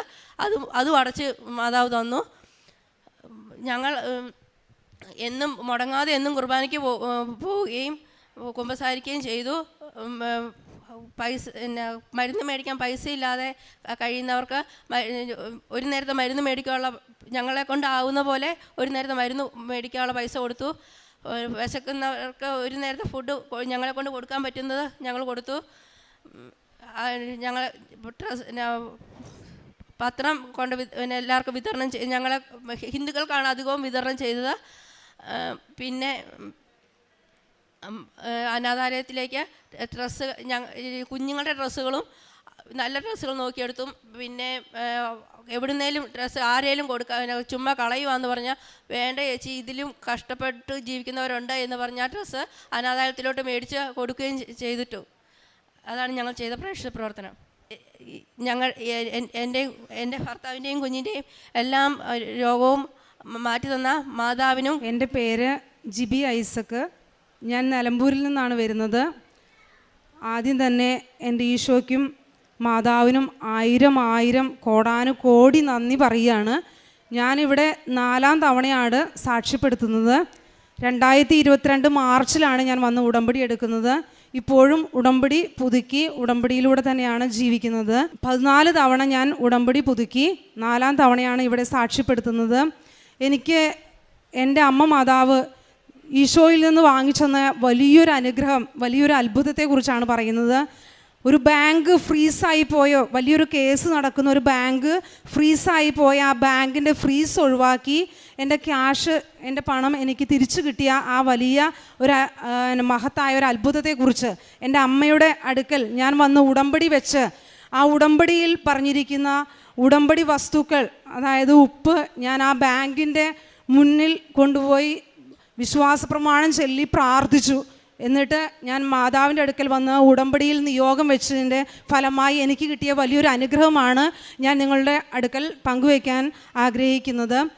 അത് ചുരുക്കി പറയാം, 2025 എല്ലാവർക്കും അറിയപ്പെടുന്ന വലിയൊരു കേസാണ് പാതി വില തട്ടിപ്പ്. അതായത് പകുതി വിലയ്ക്ക് വനിതകൾക്ക് 50% സബ്സിഡിയോട് കൂടിയിട്ട് സ്കൂട്ടർ കൊടുക്കുക. അങ്ങനെ ഒരു പ്രൊജക്റ്റ് ഞാനൊരു അയൽക്കൂട്ടത്തിൽ അംഗമാണ്. അപ്പോൾ അതിലൊരു ലിങ്ക് വന്നു. അത് പ്രകാരം ഞങ്ങളുടെ അടുത്തുള്ള ചുങ്കത്തറ എന്നുള്ള സ്ഥലത്തൊരു ചേട്ടൻ അത് NGOയിലേക്ക് അടച്ച് അങ്ങനെ സ്കൂട്ടർ തരാമെന്ന് പറഞ്ഞ് ഞാൻ അതിൽ ജനുവരി മാസം 2025 ജനുവരി 20-ാം തീയതി 66,000 രൂപ പണം അടയ്ക്കുകയും അതിൽ ചേരുകയും ഫോം ഫില്ല് ചെയ്ത് കൊടുക്കുകയും ചെയ്തു. അത് കഴിഞ്ഞ് ഒരാഴ്ച കഴിഞ്ഞ് 2 ആഴ്ച തുടങ്ങിയപ്പോഴേക്കും വിവാദപ്രദമായ ഈ കേസ് പുറത്തു വന്നു. തട്ടിപ്പ് നടത്തി, ഇത് വലിയൊരു കള്ള തട്ടിപ്പായിരുന്നു എന്ന് പിന്നീടാണ് ഞാൻ അറിഞ്ഞത്. ഞാൻ അപ്പം തന്നെ ആ ചേട്ടനെ സമീപിച്ചു, എൻ്റെ ക്യാഷ് തിരിച്ചു തരുമോ എന്ന് ചോദിച്ചു. അപ്പോൾ ചേട്ടൻ പറഞ്ഞു അത് തരാൻ പറ്റില്ല, ബാങ്കിൽ ഇട്ടതല്ലേ, നമ്മളത് NGO എന്നുള്ളൊരു സംഘടനയിലേക്ക് കൊടുക്കും, നമുക്കങ്ങനെ തിരിച്ചു തരാൻ കഴിയില്ല എന്ന് പറഞ്ഞു. അപ്പോൾ ഞാൻ ചേട്ടനോട് ഞാൻ ഇതുപോലെ ഇവിടെ വന്ന് ഉടമ്പടി പുതുക്കി പോകുന്നൊരു സമയമായിരുന്നു, ഞാൻ അതിൽ നിയോഗം വെച്ചിട്ടുണ്ടായിരുന്നു. അത് തന്നെ ഞാൻ ആ ചേട്ടനോട് പറഞ്ഞു, ഞാൻ കൃപാസന മാതാവിൻ്റെ അടുക്കൽ പോയി ഉടമ്പടിയിൽ വെച്ചിരിക്കുന്ന ഒരു നിയോഗമാണ്, എൻ്റെ ക്യാഷ് ചേട്ടൻ തന്നെ അത് തിരിച്ചു തന്നിരിക്കും, അല്ലെങ്കിൽ എൻ്റെ ദൈവം അത് ചേട്ടനിലൂടെ അല്ലെങ്കിൽ അതിലെ വേണ്ട വ്യക്തികളിലൂടെ അത് എനിക്ക് ആ ക്യാഷ് തിരിച്ചു തന്നിരിക്കും എന്ന് ഞാൻ ആ ചേട്ടന് ഉറപ്പ് നൽകി. ഞാൻ പറഞ്ഞു ചേട്ടന് വേണ്ടിയും പ്രാർത്ഥിക്കാം, ജാമ്യം കിട്ടാതെ നടക്കുകയായിരുന്നു, ആയിക്കോട്ടെ ഞാൻ ചേട്ടന് വേണ്ടിയും പ്രാർത്ഥിക്കാം, നിയോഗത്തിൽ വെക്കാം എന്ന് പറഞ്ഞു. അപ്പോൾ ചേട്ടൻ എന്നെ അങ്ങനെ കൈയൊഴിഞ്ഞു, പൈസയോ തന്നില്ല. ഞാൻ മാതാവിനോട് മുട്ടിപ്പായി പ്രാർത്ഥിച്ചു. അവസാനം ആ കേസ് കോടതിയിലെത്തി, അത് ക്രൈംബ്രാഞ്ച് ഏറ്റെടുത്തു. ഞാൻ എടക്കര സ്റ്റേഷനിൽ പരാതിയൊക്കെ കൊടുത്തു. പക്ഷേ ഞങ്ങൾ 100-200 പേരുണ്ടായിരുന്നു, എല്ലാവരെയും വിളിച്ച് മൊഴിയൊക്കെ എടുത്തു. പക്ഷേ കേസ് അങ്ങനെ വഴിക്ക് നടക്കുന്നു. 1 മാസം കഴിഞ്ഞു, 2 മാസം കഴിഞ്ഞു, ക്രൈംബ്രാഞ്ച് ഏറ്റെടുത്തു. അവസാനം മലപ്പുറത്ത് ക്രൈംബ്രാഞ്ച്, ഓരോ ജില്ലകളിലെ ക്രൈംബ്രാഞ്ചാണ് ആ കേസ് ഏറ്റെടുത്തിരിക്കുന്നത്. അവർ അന്വേഷണം നടത്തുന്നു, മൊഴിയെടുക്കുന്നു. അങ്ങനെ ഞാൻ ആ സാറിനെ, ക്രൈംബ്രാഞ്ചിൻ്റെ മേലുദ്യോഗസ്ഥനെ പോയി കാണുന്നു. ഞാൻ സാറിനോട് പറഞ്ഞു, സാറേ ഞാനിങ്ങനെ ക്യാഷ് ഇട്ടുപോയി, ഒരാഴ്ച കഴിഞ്ഞപ്പോഴേക്കും അത് ഇങ്ങനെ ഇതായി എന്ന് പറഞ്ഞു, അവർ തരുന്നില്ല. അപ്പോൾ അയാൾ പറയുന്നത് ബാങ്ക് ഫ്രീസായി പോയി, എനിക്ക് ഒന്നും ചെയ്യാൻ കഴിയില്ല, ആ പൈസയെല്ലാം കേസ് നടന്നുകൊണ്ടിരിക്കുകയാണ്, ക്രൈംബ്രാഞ്ച് ഏറ്റെടുത്തതാണ്, അവർ ഫ്രീസാക്കി, ഇനി ഒന്നും ചെയ്യാൻ കഴിയില്ല എന്ന് പറഞ്ഞു. ഞാൻ സാറിനോട് സംസാരിച്ചു, സാറേ എനിക്ക് എന്തെങ്കിലും ആ ഒരു എമൗണ്ട്, ഞാൻ അടച്ച എമൗണ്ട് എനിക്ക് 66,000 രൂപ എനിക്ക് തിരിച്ചു തരണം, അല്ലാതെ എനിക്ക് പറ്റില്ല എന്ന് പറഞ്ഞു. സാറ് പറഞ്ഞു നമുക്ക് എന്ത് ചെയ്യാം, ബാങ്ക് ഫ്രീസായി കഴിഞ്ഞാൽ ഇത് വലിയൊരു കേരളത്തിലുടനീളം നടക്കുന്ന വലിയൊരു കേസാണ്, ഒന്നും ചെയ്യാൻ കഴിയില്ല എന്ന് പറഞ്ഞു. നമുക്ക് നോക്കാം, ഒന്നും ചെയ്യാൻ ഇപ്പം എനിക്ക് സാധിക്കില്ല എന്ന് പറഞ്ഞു. ഞാൻ അവിടുന്ന് തന്നെ മടങ്ങി നേരെ HDFC ചുങ്കത്തറ ബാങ്കിലേക്കാണ് ഞാൻ ഈ ക്യാഷ് ഇട്ടത്. ഞാൻ അവിടെ പോയി അന്വേഷിച്ചു ഈ ബാങ്കിൽ എൻ്റെ പൈസ ഉണ്ടോ എന്നറിയാൻ വേണ്ടി. അപ്പോൾ അവരെന്നോട് പറഞ്ഞു, മാഡം അതിനെക്കുറിച്ച് ഒരു കാര്യം നിങ്ങൾക്ക് പറഞ്ഞു തരാൻ കഴിയില്ല, ഇത് ബാങ്ക് ഫ്രീസായി പോയത് വലിയൊരു കേസാണ്, എന്നാണോ ആ കേസ് തീരുന്നത് അന്ന് അതിനെക്കുറിച്ചുള്ള വിവരങ്ങൾ നമുക്ക് പുറത്തു വിടാൻ പറ്റുള്ളൂ എന്ന് പറഞ്ഞു. ഞാൻ പ്രാർത്ഥിച്ചു, ആ ബാങ്കിൻ്റെ മുൻപിൽ എൻ്റെ ഉടമ്പടി ഉപ്പ് ഞാൻ അവിടെ വിതറി വിശ്വാസ പ്രമാണം ചൊല്ലി മാതാവിനോട് ഞാൻ പ്രാർത്ഥിച്ചു, ഇനി ഞാൻ ഇവിടെ വരുന്നത്, ഈ ബാങ്കിൽ വരുന്നത് എൻ്റെ ക്യാഷ് കൊണ്ടുപോകാനായിട്ടായിരിക്കും, അതിന് എൻ്റെ ദൈവം എനിക്ക് അനുമതി തരും, ബാങ്കിൻ്റെ ഫ്രീസ് ഒഴിവാക്കി തരുന്ന ഒരു മാതാവ് എനിക്കുണ്ട്, എൻ്റെ കൃപാസന മാതാവ്, ഞാൻ ഉടമ്പടിയിൽ ജീവിക്കുന്ന ഒരു വ്യക്തിയാണ് എന്ന് പറഞ്ഞ് ഞാൻ പ്രാർത്ഥിച്ച് അവിടുന്ന് ഞാൻ അവരുടെ മുമ്പിൽ അവരെല്ലാം എന്നെ നോക്കിയിരിക്കുകയാണ്. ഞാൻ അവിടുന്ന് പ്രാർത്ഥിച്ച് ഇറങ്ങിപ്പോന്നു. ഒരു 4 മാസം കഴിഞ്ഞു. ഞാൻ വീണ്ടും പോയി മലപ്പുറം ക്രൈംബ്രാഞ്ച് ഓഫീസിൽ പോയി സാറിനെ കണ്ടു. സാറേ എന്തെങ്കിലും ഒന്ന് ചെയ്യാൻ പറ്റുമോ എന്ന് ചോദിച്ചു. അപ്പോൾ സാറ് പറഞ്ഞു, നോക്കാം, നിങ്ങൾക്ക് ഇത് കോടതിയിൽ എത്തിയാലാണ് ഞങ്ങൾക്ക് എന്തെങ്കിലും പറ്റുള്ളൂ എന്ന്. അപ്പോൾ രണ്ടാമത് ചെന്നപ്പോൾ ആ വ്യക്തിയുടെ, ആ ഓഫീസറുടെ വായിൽ നിന്ന് അങ്ങനെ ഒരു വാക്ക് വന്നു. ആദ്യം ചെന്നപ്പോൾ പറ്റില്ല എന്ന് പറഞ്ഞതാണ്, ഇത് വലിയൊരു കേസാണ്, ഇത് നടക്കില്ല എന്ന്, ഇത് കഴിയുമ്പോഴേ നിങ്ങൾക്ക് നിങ്ങളുടെ ക്യാഷ് തിരിച്ചു കിട്ടുള്ളൂ എന്ന് പറഞ്ഞ കാര്യം പെട്ടെന്ന് 2ാം തവണ ചെന്നപ്പോൾ പറഞ്ഞു, നോക്കാം, ഞങ്ങളൊരു ഈ കേസെല്ലാം ശരിയാക്കി കോടതിയിൽ ഫയൽ ചെയ്യും, അപ്പം നിങ്ങൾക്ക് വേണമെങ്കിൽ ഒരു കേസ് ഫയൽ ചെയ്യാം, അല്ലാതെ ഞങ്ങൾക്ക് നിവർത്തിയില്ല എന്ന് പറഞ്ഞു. ഞാൻ വീണ്ടും പ്രാർത്ഥിച്ചു, ഞാൻ മടങ്ങിപ്പോന്നു, വീണ്ടും പ്രാർത്ഥിച്ചു മാതാവിനോട്. ഞാൻ പൈസ കൊടുത്ത ആ ചേട്ടനെ വീണ്ടും വിളിച്ചു. ആ ചേട്ടനെ വിളിച്ചപ്പോൾ ആ ചേട്ടൻ എന്നോട് ഒരു ദിവസം പറഞ്ഞു, മോളുടെ 66,000-ൽ 20,000 രൂപ ഞാൻ ചെക്ക് മുഖേന തിരിച്ചു തരാമെന്ന് പറഞ്ഞു. അപ്പോൾ എനിക്ക് മനസ്സിലായി, എൻ്റെ മാതാവ് ഇടപെടുന്നുണ്ട്, എൻ്റെ ദൈവം, ജീവിക്കുന്ന ജീവനുള്ളൊരു ദൈവം എനിക്ക് വേണ്ടി ഇവിടെ പ്രവർത്തിക്കുന്നുണ്ടെന്ന് ഞാൻ ബോധ്യപ്പെട്ടു. ആ വ്യക്തി അതുവരെ തരില്ല എന്ന് പറഞ്ഞ്, പൈസ ഇല്ല, ബാങ്ക് ഫ്രീസായി പോയി എന്നൊക്കെ പറഞ്ഞ വ്യക്തി 20,000 രൂപയുടെ ചെക്ക് എഴുതി എനിക്ക് ഒരു കടയിൽ ഏൽപ്പിച്ചു. ഞാൻ ആ ചേട്ടനോട് പറഞ്ഞു, എനിക്ക് ബാക്കി ക്യാഷും കിട്ടണം, എൻ്റെ മാതാവ് നിങ്ങളെ കൊണ്ട് തരും, അത് നിങ്ങൾ തന്നിരിക്കുമെന്ന് പറഞ്ഞു. അപ്പോൾ ആ സാറ് പറഞ്ഞു, ഒരു പേപ്പറിൽ എഴുതി ബാക്കി പൈസ നിങ്ങളുടെ അക്കൗണ്ടിലാണ്, എൻ്റെ കയ്യിലില്ല, ബാങ്ക് ഫ്രീസ് അവർ ഒഴിവാക്കി തരികയാണെങ്കിൽ എനിക്കൊരു കുഴപ്പമില്ല, ഞാൻ നിങ്ങൾക്ക് തരാം തയ്യാറാണെന്ന് പറഞ്ഞു. ആയിക്കോട്ടെ, എനിക്ക് ആ ലെറ്റർ തരാൻ പറഞ്ഞു. ലെറ്ററും തന്നു. ഞാൻ ഈ ചെക്കും വാങ്ങി എടുത്തു പോന്നു. അത് കഴിഞ്ഞതിന് ശേഷം വീണ്ടും ഞാൻ ക്രൈംബ്രാഞ്ച് ഓഫീസിനെ സമീപിച്ചു. എനിക്കിങ്ങനെ ഒരു ചെക്ക് തന്നു, 20,000 രൂപ തന്നു, ബാക്കി ഒരു പേപ്പറും തന്നിട്ടുണ്ടെന്ന് പറഞ്ഞു. എന്തായാലും ആ ക്രൈംബ്രാഞ്ചിൻ്റെ ഭാഗത്ത് നിന്ന് വീണ്ടും ഒരു നടപടി ഉണ്ടായി. അവർ പറഞ്ഞു, ഞങ്ങൾ കേസെല്ലാം മഞ്ചേരി കോർട്ടിൽ കൊടുക്കാൻ പോവുകയാണ്, നിങ്ങളൊരു വക്കീലിനെ വെച്ച് ജസ്റ്റ് ഒരു കേസ് അപ്ലൈ ചെയ്തോളൂ, നിങ്ങളുടെ ക്യാഷ് ഞാൻ വിടുവിച്ച് തരാമെന്ന് പറഞ്ഞു. എൻ്റെ ദൈവത്തിന് വലിയൊരു 200 പേരിലധികം ഞങ്ങളുടെ നിലമ്പൂർ ഭാഗത്ത് തന്നെ ഓരോ പോലീസ് സ്റ്റേഷനുകളിലും ഇതുപോലെ കേസുകൾ, വലിയൊരു വിവാദപ്രദമായ കേസാണിത്. കേരളത്തിലുടനീളം തിരുവനന്തപുരം മുതൽ അങ്ങേയറ്റം വരെ നടക്കുന്ന ഒരു വലിയൊരു കേസാണ്. എന്നാൽ ഇത് കോർട്ടിലെത്തി ബാങ്ക് ഫ്രീസായി കഴിഞ്ഞാൽ ഒരു കാരണവശാലും ഇത് ഫ്രീസ് ഒഴിവാവില്ല. ഈ വർഷങ്ങളെടുത്ത് ഇത് തീർന്നതിന് ശേഷമാണ് നമ്മുടെ ക്യാഷ് കിട്ടുള്ളൂ. അത് 1 ദിവസമാണെങ്കിലും 2 ദിവസമാണെങ്കിലും. എന്തായാലും എൻ്റെ മാതാവിൻ്റെ ശക്തിയുണ്ട്. ക്രൈംബ്രാഞ്ച് പറഞ്ഞു, നിങ്ങൾ കേസ് ഫയൽ ചെയ്തോളൂ. എന്നെ ഇങ്ങോട്ട് വിളിച്ചു പറഞ്ഞു. ഞാനൊരു വക്കീലിനെ കണ്ടു, 2,000 രൂപ കൊടുത്തു, വേഗം ഒരു കേസ് ഫയൽ ചെയ്തു. ഒരൊറ്റ സിറ്റിങ്ങിലൂടെ വക്കീൽ ഒരു അത്ഭുതം എന്നോട് പറഞ്ഞത്, നിൻ്റെ മാതാവിൻ്റെ ശക്തിയടി, ഒറ്റ തവണ കൊണ്ട് നീ അത് അവിടെ അവർ വന്നു, അല്ലെങ്കിൽ അങ്ങനെ 1 തവണ 2 തവണയും കൊണ്ടൊന്നും അവർ വരില്ല. ആ ക്രൈംബ്രാഞ്ച് ഓഫീസർ അവിടെ വന്നു, സാക്ഷ്യപ്പെടുത്തി, ഇവരുടെ ക്യാഷ് അതിലുണ്ട്, ഒരു കാരണവശാലും അത് പിടിച്ചു വെക്കാൻ പാടില്ല. നേരിട്ട് ബാങ്കിന് കോർട്ട് ഓർഡർ കൊടുത്തു. അവിടെ പറയുന്ന മാത്യു എന്ന് പറയുന്ന ഇടനിലക്കാരൻ്റെ ആവശ്യമില്ല, വേറെ ആരുടെ ഒരു ആവശ്യമില്ല. മാതാവ് ആ വ്യക്തിയിലൂടെ, ആ ക്രൈംബ്രാഞ്ച് ഉദ്യോഗസ്ഥനിലൂടെ നേരിട്ട് കോർട്ട് ഓർഡർ എനിക്ക് ബാങ്കിലേക്ക് തന്നു. ഞാൻ ആ കോർട്ട് ഓർഡറുമായി ഈ കഴിഞ്ഞ മാസം HDFC ബാങ്കിൽ ചെന്നു. രണ്ടാമത് ഞാൻ അന്ന് പറഞ്ഞ് മാതാവിൻ്റെ അടുക്കൽ മാതാവിൻ്റെ ഉടമ്പടി ഉപ്പ് അവിടെ വിതറി പ്രാർത്ഥിച്ചു പോന്നു. ഇനി വരുന്നത് ഞാൻ ക്യാഷ് വാങ്ങാനായിരിക്കുമെന്ന് പറഞ്ഞു. ഞാൻ ചെന്നു, പേപ്പറുമായിട്ട് ചെന്നപ്പോൾ അവരെന്നെ കണ്ടപ്പോൾ വീണ്ടും അത്ഭുതപ്പെട്ടു. എന്താ മാഡം എന്ന് ചോദിച്ചു. അപ്പോൾ ഞാൻ പറഞ്ഞു, എൻ്റെ ക്യാഷ് കോർട്ടിൻ്റെ ഓർഡറുണ്ട്, എൻ്റെ മാതാവ് എനിക്കത് അത്ഭുതം പ്രവർത്തിച്ചു തന്നു, ഇതാ എൻ്റെ കയ്യിലിരിക്കുന്ന കോർട്ട് ഓർഡറാണ്, എൻ്റെ ക്യാഷ് എനിക്ക് തിരിച്ചു തരണമെന്ന് പറഞ്ഞു. അവർ വേഗം ഇരിക്കാൻ പറഞ്ഞു. അതുവരെ എന്നോട് പറഞ്ഞ് എന്നെ പുറത്താക്കിയ എന്നോട് ഇരിക്കാൻ പറഞ്ഞു. എനിക്കത് വാങ്ങി വെച്ചു, നിങ്ങളുടെ അക്കൗണ്ടിലേക്ക് ക്യാഷ് തരാമെന്ന് പറഞ്ഞു. 2 ദിവസത്തിനുള്ളിൽ ആ ക്യാഷ് എനിക്ക് തിരിച്ചു തന്നു. ഇതെല്ലാം ദൈവത്തിൻ്റെ മഹത്വം, എൻ്റെ ദൈവത്തിൻ്റെ ശക്തി, പരിശുദ്ധ അമ്മയിലൂടെ ഈ മഹത്വം, ഈ പരിശുദ്ധമായ ആലയത്തിൽ ഈ കൃപാസനം എന്ന് പറയുന്നത് തന്നെ ഈശോയെ മഹത്വപ്പെടുത്താനുള്ള, ഈശോയെ ശക്തിപ്പെടുത്താനുള്ള, ഈശോയുടെ വചനങ്ങൾ മറ്റുള്ളവർക്ക് പങ്കുവെക്കുവാനുള്ള, നമ്മുടെ അത്ഭുത സാക്ഷ്യങ്ങൾ മറ്റുള്ളവരെ അറിയിക്കുവാനുള്ള ഒരു വേദിയാണ്. അത് പരിശുദ്ധമായി ജോസഫ് അച്ഛനിലൂടെ നമുക്ക് ഓരോരുത്തരിലേക്കും പങ്കുവെച്ച് തരികയാണ്. അച്ഛന് വേണ്ടി ഞാൻ ഇവിടെ സന്യസ്തരായ ഓരോരുത്തർക്കും വേണ്ടി പ്രത്യേകം പ്രാർത്ഥിക്കുകയാണ്. ആയുസ്സും ആരോഗ്യവും കൊടുക്കട്ടെ. അനേകായിരങ്ങളിലേക്ക് ഈ കൃപാസനത്തിൻ്റെ ശക്തി വളരട്ടെ എന്ന് പ്രാർത്ഥിക്കുകയാണ്. ഞാൻ മാതാവിൻ്റെ ഒരു കാർഡടിച്ച്, പ്രത്യക്ഷീകരണ പ്രാർത്ഥനയുടെ ഒരു കാർഡടിച്ച് പ്രേക്ഷിത പ്രവർത്തനം നടത്തുമായിരുന്നു. ഞാൻ സൺഡേ സ്കൂളിലെ ഒരു അധ്യാപികയാണ്. എൻ്റെ കുഞ്ഞുങ്ങളെ സൺഡേ സ്കൂൾ പഠിപ്പിക്കും. ഗവൺമെൻറ് ഹോസ്പിറ്റലുകളിൽ പോയിട്ട് പത്രം കൊണ്ടുപോയി ഓരോരുത്തരുടെ അടുക്കൽ നിന്ന് മാതാവിനെക്കുറിച്ച് വിശദമായി പറഞ്ഞ്, മാതാവ് എന്താണ്, എൻ്റെ കൃപാസന മാതാവിൻ്റെ ശക്തി എന്താണെന്ന്, ഈശോപ്പയിൽ നിന്ന് വാങ്ങിത്തരുന്ന അനുഗ്രഹങ്ങൾ എന്താണെന്ന് ഞാൻ ഓരോന്നും അവർക്ക് പറഞ്ഞു കൊടുത്ത്, അവർക്ക് വേണ്ടി പ്രാർത്ഥിച്ച്, അവരെ സഹായിക്കാൻ പറ്റുന്നതാണെങ്കിൽ അപ്പം തന്നെ അവർക്ക് സഹായിച്ച് ഭക്ഷണം കൊടുത്ത്, അതുപോലെ എൻ്റെ കുഞ്ഞുങ്ങളെയും കൊണ്ട് അടുത്ത ആഴ്ച ഞാൻ ഇതുപോലെ ഒരു അംഗവൈകല്യമുള്ള കുഞ്ഞുങ്ങളെ പോകാൻ വേണ്ടി ഇരിക്കുകയാണ്. നിങ്ങൾ പ്രാർത്ഥിക്കണം. അവരും അറിയണം, നമ്മുടെ സൺഡേ സ്കൂൾ മക്കളും അറിയണം, ഇതുപോലെ കുഞ്ഞുങ്ങളെ, ഇതുപോലെ നമ്മൾക്കെല്ലാം അനുഗ്രഹം കിട്ടി, നമ്മുടെ കുഞ്ഞുങ്ങൾ പല വിഷമതകളിലൂടെ കടന്നു പോകുന്ന കുഞ്ഞുങ്ങളെ നമ്മൾ കാണിച്ചു കൊടുക്കണം. ദൈവത്തിൻ്റെ മഹത്വം എന്താണെന്ന് അവരെ പഠിപ്പിക്കണം. ആ ഈശോയ്ക്കും എൻ്റെ പൊന്നു തമ്പുരാനും എൻ്റെ പരിശുദ്ധ മാതാവിനും 1000 കോടാനുകോടി നന്ദി. പരിശുദ്ധ ദൈവമാതാവിനും എൻ്റെ ദൈവകുമാരനും 1000 നന്ദി. എൻ്റെ പേര് ജൂബി വീനസ്. ഞാൻ നോർത്ത് ചാലക്കുടി ഇടവകയിൽ നിന്നാണ് വരുന്നത്. ഇതെൻ്റെ അമ്മ, ഇത് മകള്. ഞാൻ 2/1/2020 ആദ്യമായിട്ട് ഉടമ്പടി എടുക്കുന്നത്.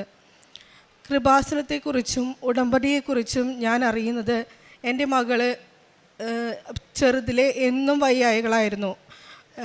ഹോസ്പിറ്റലുകളിൽ മാറി അഡ്മിറ്റ് ആവുമായിരുന്നു. അങ്ങനെ എറണാകുളം PVS ആശുപത്രിയിൽ കിടക്കുമ്പോഴാണ് ആദ്യമായിട്ട് എനിക്കൊരു കൃപാസനം ഉടമ്പടി പത്രം എൻ്റെ കയ്യിൽ കിട്ടുന്നത്. അന്നാണ് ഞാൻ ആദ്യമായിട്ട് എൻ്റെ മാതാവിനെ കൂടുതൽ അടുത്തറിയുന്നത്. എനിക്കറിയാം, ഞാൻ പണ്ടേ മാതാവിൻ്റെ ഒരു ഭക്ത തന്നെയാണ്. പണ്ട് ഞാൻ ഗൾഫിൽ ജോലി ചെയ്തിരുന്ന സമയത്ത് മാതാവിൻ്റെ പെന്തക്കുസ്ത ഒരു അനുഭവത്തിലേക്ക്, പെന്തക്കുസ്താക്കാരുടെ ഒരു പ്രാർത്ഥനയിലേക്ക് വിളിച്ചപ്പോഴൊക്കെ മാതാവ് എന്നെ തട്ടി അതിൽ നിന്ന് മാറ്റി എന്നെ ദൈവത്തിലേക്ക് കൂടുതൽ അടുപ്പിച്ച്. ഞാൻ മാതാവായിട്ട് മുമ്പേ ഭക്തിയിലായിരുന്നു. അതിനുശേഷമാണ് ഞാൻ ഈ ഉടമ്പടിയെക്കുറിച്ച് കേൾക്കുന്നതും ഉടമ്പടി ആദ്യമായിട്ട് എടുക്കുന്നതും. അന്ന് ഉടമ്പടി എടുത്ത സമയം കൊറോണയുടെ ടൈമായിരുന്നു. അന്ന് എനിക്ക് നന്നായിട്ട് അതിൽ നിൽക്കാൻ പറ്റിയില്ല. ആ 3 മാസത്തോടു കൂടി അന്ന് എൻ്റെ ഉടമ്പടി കട്ടായിപ്പോയിരുന്നു. ആ സമയത്താണ് എൻ്റെ അമ്മയുടെ വായിൽ ഒരു മുഴ പോലെ ഒരു തടിപ്പ്, അത് ഒരു 3-4 വർഷമായിട്ട് തന്നെ ഉണ്ടായ ഒരു സംഭവമാണ്. പക്ഷേ അത് അമ്മയ്ക്ക് ആദ്യമൊന്നും ബുദ്ധിമുട്ടുണ്ടായിരുന്നില്ല. പിന്നെ കുറേ കഴിഞ്ഞപ്പോൾ അത് ഇത്തിരി വളരാൻ തുടങ്ങി. പിന്നെ വേദനയും ബുദ്ധിമുട്ടായപ്പോഴാണ് അമ്മ ഞങ്ങളോട് പറയുന്നത്. അപ്പം ഞങ്ങൾ നോക്കുമ്പോൾ അതൊരു വിരലിൻ്റെ പോലെ പൊങ്ങി വരികയാണ്. നല്ല പെയിനുണ്ടായി. അപ്പം ഞങ്ങൾ വിചാരിച്ചത് എന്താണെന്ന് പെട്ടെന്ന് കേട്ടപ്പോൾ പെട്ടെന്ന് പേടി തോന്നി. ആശുപത്രിയിൽ കൊണ്ടുപോയി ചെക്ക് ചെയ്യണം, ഇനി വല്ല ക്യാൻസറിൻ്റെ ആണോ അങ്ങനെയുള്ള ചിന്തകളായി. പെട്ടെന്ന് ഡോക്ടറെ കാണിക്കണം എന്നൊക്കെ വെച്ച് ഞങ്ങൾ ടെൻഷൻ അടിച്ചിരിക്കുമ്പോൾ ഉടമ്പടി തൈലം എടുത്ത് ഞങ്ങൾ തേച്ചു. അന്ന് ഞാൻ ഉടമ്പടിയിലായിരിക്കുന്ന സമയമാണ്. ഉടമ്പടി തൈലം എടുത്ത് തേച്ചു. അന്നൊരു ക്രിസ്മസ് ദിവസമായിരുന്നു. എൻ്റെ അമ്മ ഉറങ്ങാൻ കിടന്ന് ഉറങ്ങി എഴുന്നേറ്റപ്പോൾ മമ്മിക്ക് ഏത് നേരം നാവുകൊണ്ട് തൊട്ട് നോക്കുന്ന ഒരു ശീലമുണ്ട്. ഉറങ്ങി എണീറ്റപ്പോൾ തന്നെ മമ്മി നാവുകൊണ്ട് തൊട്ട് നോക്കിയപ്പോൾ തന്നെ ജൂബിയുടെ മോളെ ഇങ്ങോട്ട് വന്നേടി എന്ന് പറഞ്ഞു. നോക്കി കഴിഞ്ഞ് കഴിഞ്ഞപ്പോൾ അവിടെ അങ്ങനെ ഒരു പാട് പോലും ഇല്ല. പാടെന്ന് വെച്ചാൽ ഒട്ടുമില്ല, അവിടെ ഉണ്ടായിരുന്നെന്ന് തോന്നണേ ഇല്ലാത്ത തരത്തിൽ അത് മാഞ്ഞുപോയി. ഇത് ദൈവകുമാരനും പരിശുദ്ധ അമ്മയ്ക്കും 1000 നന്ദിയോടെ ഞാൻ സമർപ്പിക്കുന്നു. പിന്നെ എനിക്ക് അലർജിയുടെ തുമ്മൽ, ഏത് സമയവും തുമ്മലായിരുന്നു. പല ഡോക്ടർമാരെയും കണ്ടു. തുമ്മിക്കഴിഞ്ഞാൽ നിർത്തില്ല, കണ്ടിന്യൂസ് ആയിട്ടുള്ള തുമ്മലാണ്. അത് പല ഡോക്ടർമാരെ കണ്ട് മരുന്ന് കഴിച്ചു ഒന്നും മാറാതെ നിൽക്കുന്നതാണ്. ഞാൻ ഉടമ്പടി തൈലം സ്ഥിരമായി തേച്ചതിൻ്റെ ഫലമായിട്ട് എൻ്റെ തുമ്മൽ മാറി. ഞാൻ പിന്നീട് ഇപ്പോൾ ഉടമ്പടി പുതുക്കുന്നത് 2024 വീണ്ടും പുതുക്കുന്നത്. ഡിസംബറിലാണ് ഞാൻ പുതുക്കുന്നത്. അതിനുശേഷം ഇപ്പോൾ ഉടമ്പടി ജീവിതത്തിൽ അതിനുശേഷം കണ്ടിന്യൂസ് ഉണ്ട്. ഇപ്പോൾ എൻ്റെ മോൾക്ക് ഞാനൊരു 6ാം ക്ലാസ് വരെ അവളെ ഞാൻ കണ്ടിന്യൂസ് പഠിപ്പിക്കുകയായിരുന്നു. അന്നൊക്കെ അവൾ നന്നായിട്ട് പഠിച്ച് മാർക്ക് വാങ്ങി. പിന്നെ ഞാൻ വർക്കിനായിട്ട് ഇറങ്ങി. ഞാനൊരു നേഴ്സാണ്. അതിനുശേഷമാണ് ഞാൻ വർക്കിനായിട്ട് ഇറങ്ങുന്നത്. അപ്പോൾ അവൾ പഠിപ്പിൽ ഉഴപ്പി. അവൾക്ക് തന്നെ പഠിക്കാനൊരിതില്ല. ഏത് നേരം ഞാൻ ഫുൾ ടൈം അവളുടെ കൂടെ ഇരിക്കണം. അപ്പോൾ അതിനെനിക്ക് പറ്റാതെ വന്നപ്പോൾ അവൾ പഠിപ്പിൽ വളരെ പുറകോട്ട് പോയി. ഞാനിത് ഉടമ്പടിയിൽ വെച്ച് പ്രാർത്ഥിച്ചിരുന്നു. അതിൻ്റെ ഫലമായിട്ട് ഇവൾ ഇപ്പോൾ മാതാവിൻ്റെ അനുഗ്രഹത്തിൽ കൂടുതൽ തന്നെ പഠിക്കാനുള്ളൊരു കൃപ അവൾക്ക് ലഭിച്ചു. മാത്സിൽ വളരെ വീക്കായിരുന്നു. ഇപ്പം തന്നെ അവൾ റെഫർ ചെയ്ത് നോക്കി പഠിക്കാനുള്ളൊരു കൃപയൊക്കെ ഇപ്പോൾ അവൾക്ക് ലഭിച്ചു. ഇത് മാതാവിൻ്റെ ഒരു പ്രത്യേക അനുഗ്രഹമായിട്ട് ഞാൻ കാണുന്നു. പരിശുദ്ധ അമ്മയ്ക്കും ദൈവകുമാരനും 1000 നന്ദി. ഞാൻ ഒരു നേഴ്സാണെന്ന് പറഞ്ഞല്ലോ. കുറേ നാൾ എനിക്ക് വർക്ക് ചെയ്യാൻ പറ്റിയില്ല. അതുകൊണ്ട് എനിക്ക് കുറച്ച് ഗ്യാപ്പ് വന്നു. എനിക്ക് നല്ലൊരു ജോലിയിൽ കയറാൻ അതുകൊണ്ട് പറ്റിയിരുന്നില്ല. ഞാനൊരു സ്കാൻ സെൻറ്ററിലാണ് കയറിയിരുന്നത്. അവിടെ സാലറി വളരെ കുറവായിരുന്നു. അപ്പോൾ ഞാൻ ഉടമ്പടിയിൽ അത് വെച്ചിരുന്നു, പ്രാർത്ഥനയ്ക്കായിട്ട് ഞാൻ വെച്ചിരുന്നു. ദൈവം പിന്നെ നല്ല ഗ്യാപ്പ് ഉള്ളതുകൊണ്ടും ഏജ് 40 കടന്നതുകൊണ്ടും ഒരു ഹോസ്പിറ്റലിൽ കയറാനായിട്ട് എനിക്ക് സാധിച്ചിരുന്നില്ല. മാതാവിൻ്റെ പ്രത്യേകമായുള്ള അനുഗ്രഹത്തിനും ഇടപെടലുമായിട്ട് എനിക്ക് ഒരു സർവീസ് ക്വാളിറ്റി അനലിസ്റ്റായിട്ട് ഇപ്പോൾ ഒരു പുതിയ ജോലി കിട്ടി. അമ്മ മാതാവിന് 1000 നന്ദി. എൻ്റെ അനുഗ്രഹം, എൻ്റെ മെറിറ്റ് കൊണ്ട് എനിക്കത് ലഭിക്കില്ല എന്ന് എനിക്ക് പൂർണ്ണ ബോധ്യമുണ്ട്. പരിശുദ്ധ അമ്മയ്ക്കും ദൈവകുമാരനും 1000 നന്ദി. കാരുണ്യ പ്രവൃത്തികളായിട്ട് ഞങ്ങൾ ഒരു കൃപാസനത്തിൻ്റെ ഉടമ്പടി എടുത്തവർ തമ്മിൽ ഒരു ഗ്രൂപ്പ് ഉണ്ടാക്കിയിട്ടുണ്ട് ഞങ്ങളുടെ ഏരിയയിൽ. ഞങ്ങൾ അഗതി മന്ദിരങ്ങളിലേക്ക് പോയി അവരെ സന്ദർശിച്ച്, ആശുപത്രികളിൽ പോയിട്ട് രോഗികളെ സന്ദർശിച്ച് അവിടെ അവർക്ക് കൃപാസനത്തെക്കുറിച്ച് പറഞ്ഞു കൊടുത്ത് പത്രം കൊടുത്തൊക്കെ ഞങ്ങൾ പ്രാർത്ഥിച്ചു പോരായിരുന്നു. പിന്നെ ഈ കൃപാസനത്തിൻ്റെ ഉടമ്പടിക്കാരൻ ഞങ്ങൾ ഉണ്ടാക്കിയ ഈ ഗ്രൂപ്പിലൂടെ ഞങ്ങൾ പൈസ ശേഖരിച്ച് ഞങ്ങൾ പാവപ്പെട്ട രോഗികൾക്ക് കൊണ്ടുകൊടുക്കും. അത് കൂടാണ്ട് ഞങ്ങൾ അനാഥാലയത്തിലും ഓരോ സാധനങ്ങൾ മേടിച്ച് അങ്ങനെയും കൊണ്ടുകൊടുക്കും. അങ്ങനെയാണ് ഞങ്ങളുടെ പ്രേക്ഷിത പ്രവർത്തനം ചെയ്യുന്നത്.